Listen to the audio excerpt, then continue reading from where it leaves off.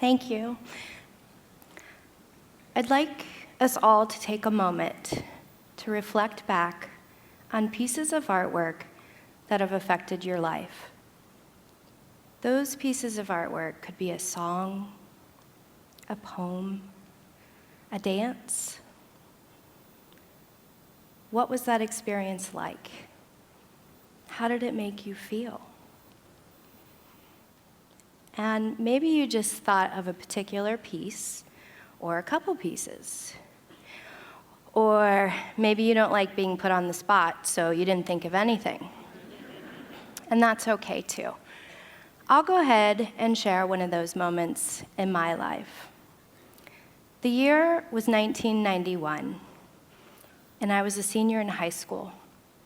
I was lucky enough to attend an art high school that took us on a trip to the Wexner Center for the Arts. There, I encountered a piece called Dominion. I remember exactly what this piece looks like. I remember how it made me feel. I remember my heart swelling in ways that I still can't describe to you today. But it was significant for a couple other reasons. It was a woman artist. And not only that, it was a woman artist with ties to my community. Anne Hamilton was living my dream of being a visual artist. I had wanted to be a visual artist my whole life, and that was first challenged in 5th grade. In 5th grade, we were assigned career reports.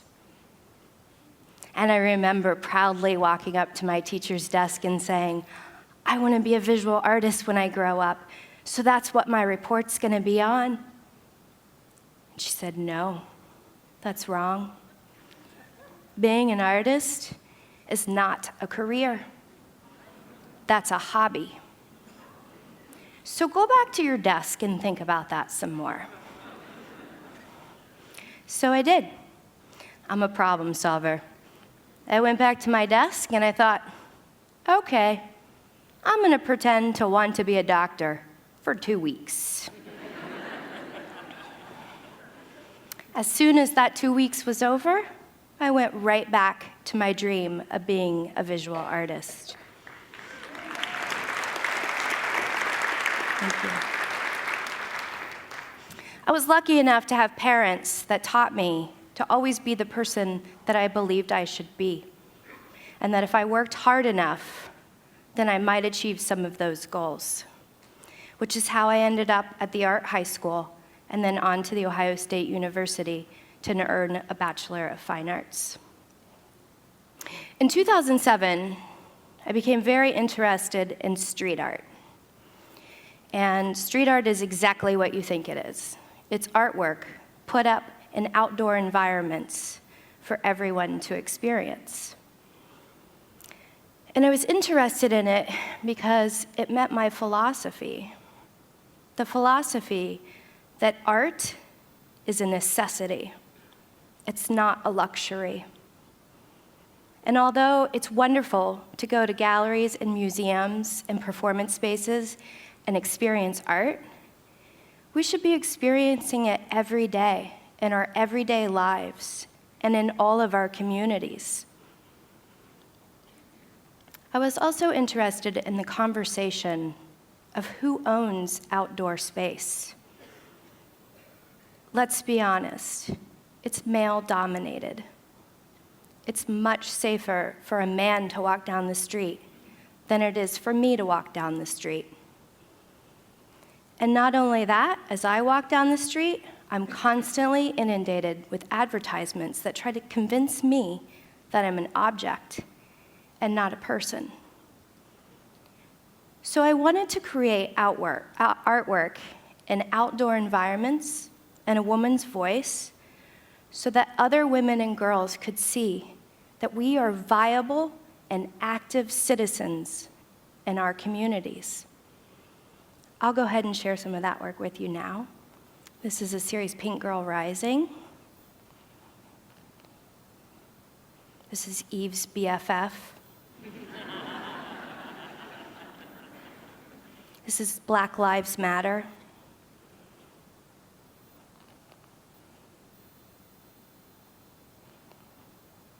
Love is love. Read something. So, in addition to the street art, I do own a gallery. And Gallery has been in existence for 4 years and has shown over 100 artists. Just like most galleries, the exhibitions rotate on a 4-week basis. The artists make complete bodies of work. They write statements. The work is for sale. And we have collectors.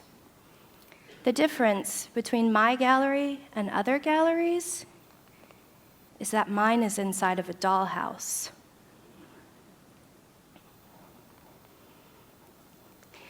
So every month, myself and the other artists work together to create an entire environment and a story to share with you. And because it's very inconvenient to show up to my dining room to see the exhibit, it's actually accessible online. And since it's accessible online, it means that you can show up whenever you want. So if you have insomnia at 3 o'clock in the morning, you are more than welcome to come to Gallery and experience the latest, greatest exhibition. You can even show up in your pajamas. So not only does talk about accessibility, it talks about gender. And I specifically wanted to give male artists an opportunity to play, to create environments, and to nest. So, you know how you'll be talking to a friend or a colleague, and you have this problem that you're trying to solve, and they're helping you with it, and they say something so crazy that it's the most brilliant idea you've ever heard? Please say yes, yes. Okay. That's what happened to me. So I was talking to a colleague about how the street art and the gallery are the same discussion of accessibility, environment, and gender. But I couldn't figure out how I was going to convince my audience that this was the truth. And so he said, "You should make a movie." And I thought, I have no experience whatsoever doing that. That's a brilliant idea. So, through a crowdfunding campaign, I was able to collaborate with filmmaker Andrew Ina to make the film Tiny Out Loud.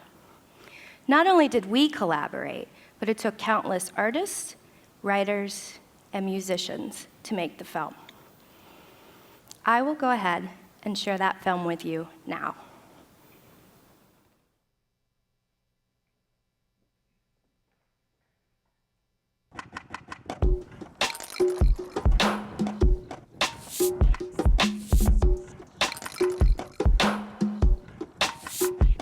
It's changing what you should be thinking about when you look at galleries. It's not just this one formal space you go and see art. You can see art anywhere.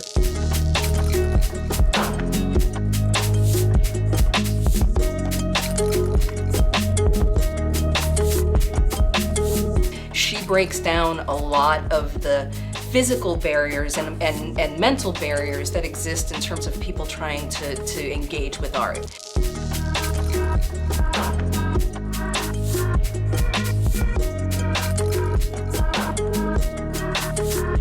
It's very positive, it's a very optimistic sort of art, but it's also asking questions.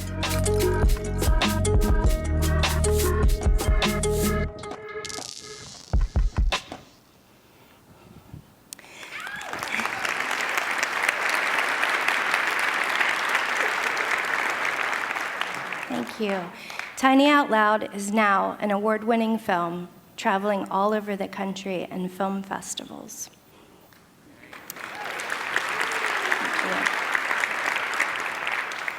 So, what have I learned about making street art and collaborating with Gallery and Tiny Out Loud?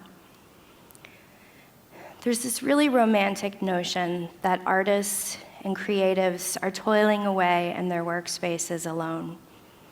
But in reality, we're constantly collaborating and trying to figure out how to make things better.